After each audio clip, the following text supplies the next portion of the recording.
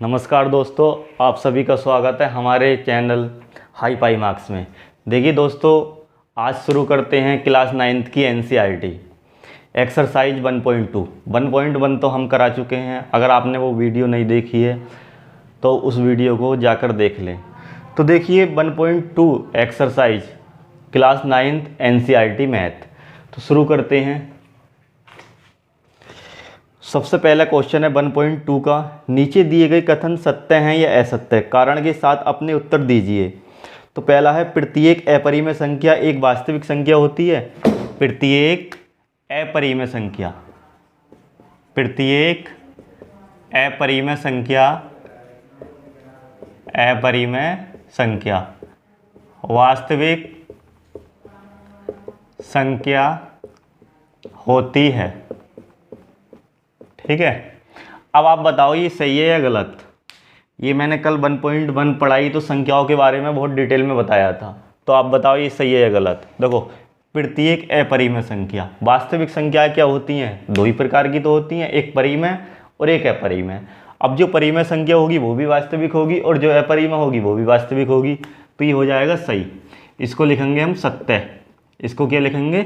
सत्य। क्वेश्चन दूसरा देखते हैं। तो दूसरा क्वेश्चन है कि संख्या रेखा का प्रत्येक बिंदु रूट m के रूप का होता है, जहां m एक प्राकृतिक संख्या है। संख्या रेखा का प्रत्येक बिंदु। दूसरा है संख्या रेखा का प्रत्येक बिंदु रूट m का रूप होता है, का रूप होता है, जहां m एक नेचुरल मतलब प्राकृतिक संख्या है। प्राकृतिक संख्या। बताओ ये सही होगा या गलत। ये कह रखा है कि संख्या रेखा का प्रत्येक बिंदु रूट m का रूप होता है, जहां m एक क्या है? प्राकृतिक संख्या। प्राकृतिक संख्या तो आप जानते हो, प्राकृतिक संख्या का मतलब होता है 1 2 3 4 ऐसे अनंत तक। जो भी एक से लेकर अनंत तक की संख्याएं होती हैं सब कैसी होती हैं? प्राकृतिक संख्या। तो देखो, रूट m का रूप दिया है। यदि मैं m का मान 1 लिख दूं तो रूट 1 बराबर 1 बिल्कुल परिमेय संख्या होगी। अगर इसको 2 लिख दूं तो इसे बाहर निकाला जा सकता है? नहीं। रूट 3 को नहीं, रूट 4 को बिल्कुल निकाला जा सकता है 2। तो ये कैसी हो गई? परिमेय संख्या। ये अपरिमेय संख्या, ये अपरिमेय संख्या, ये वाली परिमेय संख्या। तो देखो, कभी भी लाइन जो सीधी रेखा होती है उस पर परिमेय संख्या दर्शाई जाती है। कभी भी अपरिमेय संख्या सीधी लाइन पर नहीं दर्शाई जाती, उसको दर्शाने का एक अलग तरीका होता है। तो अब आप देख रहे होगे कि ये वाली संख्या जो है इसको हम लाइन पर डिनोट कर सकते हैं, दर्शा सकते हैं। इस वाली संख्या को लाइन पर दर्शा सकते हैं, लेकिन ये जो अपरिमेय संख्या इन्हें लाइन पर नहीं दर्शा सकते। तो ये क्या हो जाएगा? ये भी गलत हो जाएगा। इसको हम कह सकते हैं कि असत्य है। ये क्या है? असत्य है। तो क्वेश्चन को समझना जरूरी है। तो देखते हैं तीसरा।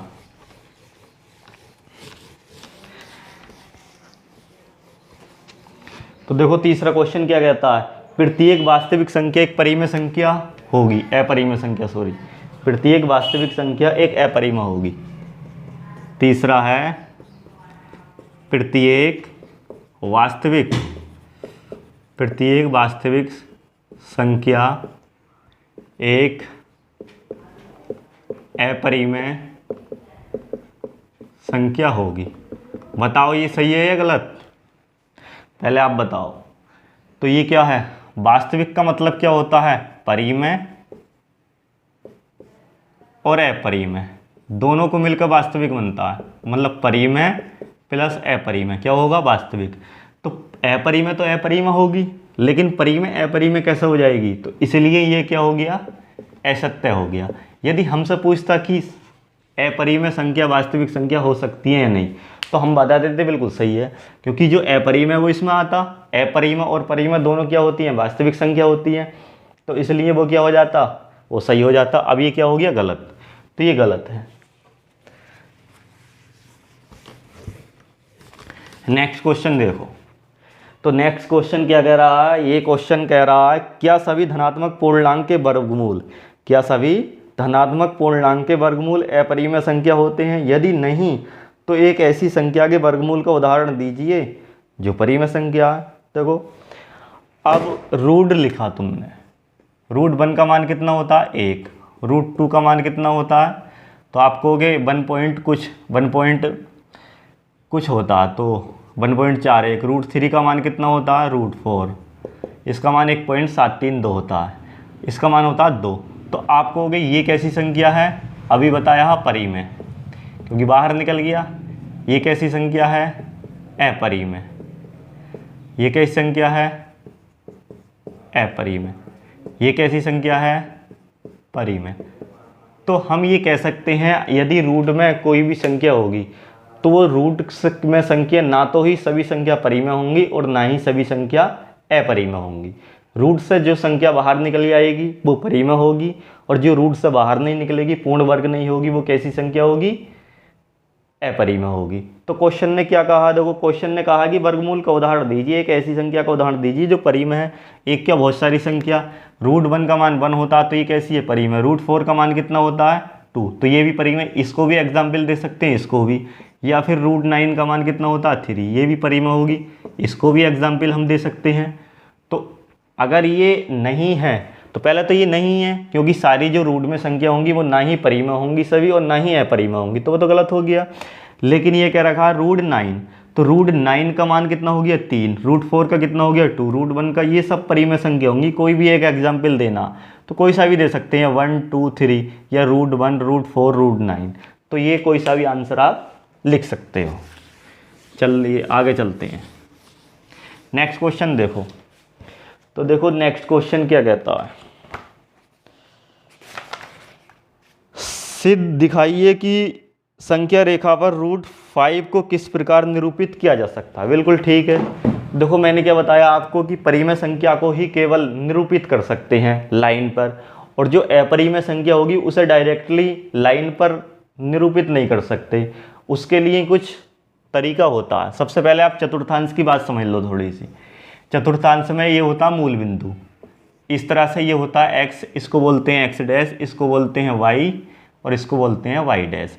जिधर डैश होता है उधर माइनस होता है, जिधर डैश नहीं होता उधर प्लस होता है। जैसे इधर प्लस चलता है, इधर प्लस चलता है, इधर माइनस, इधर माइनस। इसको बोलेंगे फर्स्ट कोऑर्डिनेट, मतलब पहला चतुर्थांश, इसको दूसरा चतुर्थांश, इसको तीसरा चतुर्थांश, इसको चौथा चतुर्थांश।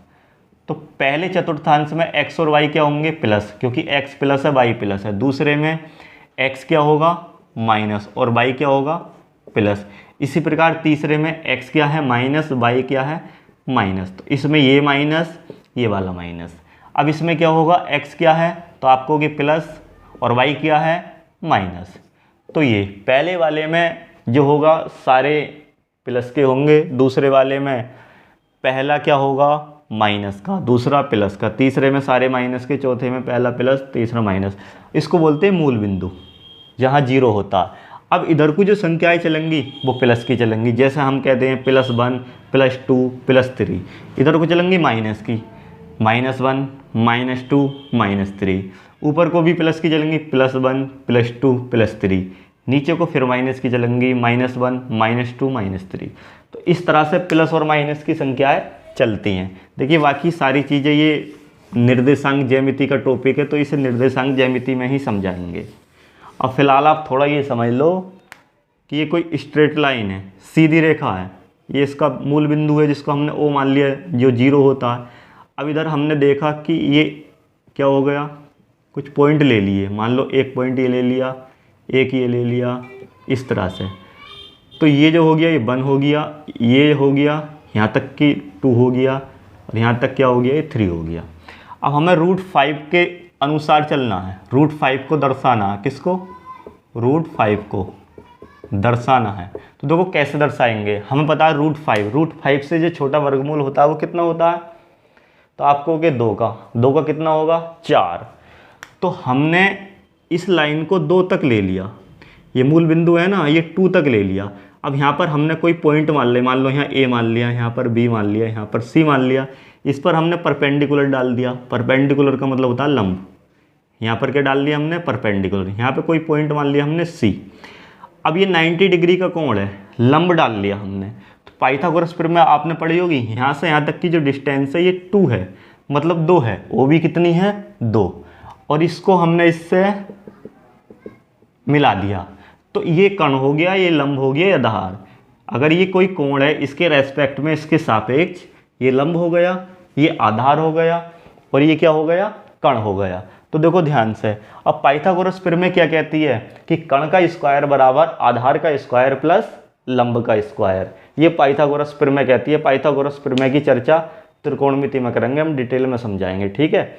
आगे चलते हैं। तो कण क्या है, OC, तो हम कहेंगे कि भाई OC का स्क्वायर बराबर, फिर कहेंगे आधार का स्क्वायर तो OB का स्क्वायर प्लस लंब का स्क्वायर तो हम कहेंगे कि BC का स्क्वायर। OC का स्क्वायर देख लेते हैं कितना मान है। OB का मान है 2 का स्क्वायर, इसका मान है प्लस 1 का स्क्वायर। OC का स्क्वायर है, 2 का स्क्वायर करोगे आप 4 आता है, 1 का 1 ही आता है, तो आप कहोगे OC का स्क्वायर बराबर 5। तो आप ये कह सकते हो कि OC बराबर √5। देखिए यहाँ वैल्यू प्लस की भी आएगी और माइनस की भी, तो हमें माइनस वाली नहीं लेना, हमें प्लस वाली दर्शानी है, तो इस वजह से हम ओनली प्लस वाली वैल्यू ले रहे हैं। तो OC बराबर +5, वो सॉरी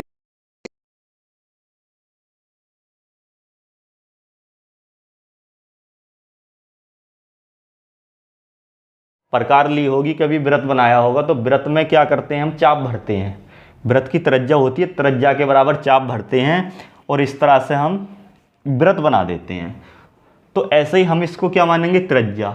मानो आप प्रकार लो और इस तरह से यहाँ त्रिज्या ले लो OC को हम त्रिज्या मान के इस तरह से हम प्रकार से खींचेंगे, तो ये लाइन कहीं ना कहीं यहाँ टच करेगी, तो इसको मान लेंगे हम P बिंदु। क्या मान लेंगे, P।